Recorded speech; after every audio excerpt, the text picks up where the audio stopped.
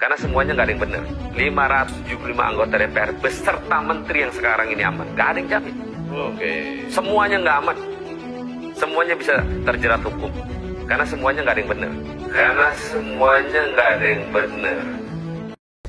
Pernyataan Sahroni itu tidak mengagetkan kita, tapi menyadarkan kita kembali bahwa ternyata memang ganti pemerintahan itu hanya ganti orangnya saja. Sistemnya tetap sama. Efeknya ke rakyat tetap sama. Rakyat yang tetap dikorbankan. Rakyat yang tetap menderita. Tetap harus rakyat berdikari. Tidak bisa mengandalkan pemerintahannya. Tidak bisa mengandalkan wakilnya. Bayangkan 575 anggota DPR RI yang harusnya menjadi wakil rakyat ternyata bukan mewakili rakyat, tapi kepentingannya sendiri atau kepentingannya golongannya. 34 kursi menteri yang seharusnya menyusun kebijakan untuk kesejahteraan ternyata menyusun jebakan untuk membebani. Maka rakyat jadi seperti penumpang kapal yang nahkodanya sendiri mengaku mabuk.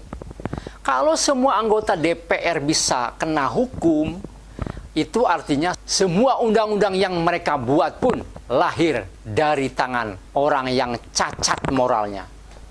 Kalau semua menteri tidak benar, itu artinya setiap kebijakan-kebijakan dari pajak, BPJS, PBB naik, beras naik, bisa saja lebih berpihak pada elit, bukan rakyat. Yang ditangkap itu hanya bawah-bawahnya aja, yang atasnya itu tidak pernah tersentuh.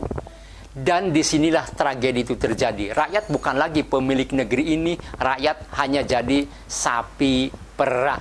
Bayar pajak, bayar iuran ini itu, ikut pemilu lalu diam. Lalu kalau protes dipukul, kalau bicara dibungkam, kasar sedikit anarkis. Kalau kasar katanya anarkis. Kalau nggak kasar, suaranya nggak pernah didengar. Kalau DPR tidak benar, kalau menteri tidak benar, siapa yang tersisa untuk rakyat percaya ini? Polisi? Tentara? Presiden? Atau rakyat hanya percaya pada dirinya sendiri? Sejarah sudah berkali-kali membuktikan, ketika elit politik gagal memberi harapan, rakyat menciptakan jalannya sendiri. Kadang lewat kotak suara, kadang lewat jalanan. Dan ketika rakyat sudah memilih jalannya, kekuasaan sebesar apapun tak akan mampu menghentikan gelombang perubahan. Kalau wakil rakyat tak bisa dipercaya, kalau menteri pun penuh dusta, maka nasib rakyat hanya ada di satu tangan, yaitu di tangan rakyat sendiri.